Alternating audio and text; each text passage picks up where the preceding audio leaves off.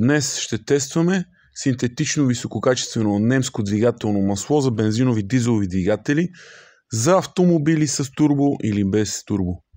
Така че останете до края, за да разберете как се представи Aveno, едно от най-предпочитаните масла в последно време. Маслото наистина върши работа и сега ще го проверим на тест, така че останете до края. Слагаме около 20 мл от маслото в ваничката на машината, след което пускаме триещите се ролки и оставяме маслото да загрее. Имайте в предвид, че понеже количеството масло е малко, доста бързо се загрява, а пък и видеото е леко ускорено, за да може да се вместим в лента. Започвам прилагането на фитнес тежести от по 1 кг и нека видим докъде може да стигнем.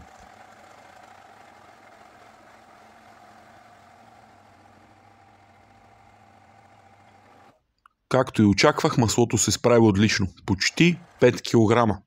Всички добри масла са около 5 кг. Говорим за вискозитет 5230, така че Авеното се справи чудесно. Всеки, който иска да си закупи, разбира се, висококачествени масла тествани, може да заповяда при нас масла, филтри, добавки, автокозметика, реновация БГ или на посочения телефон.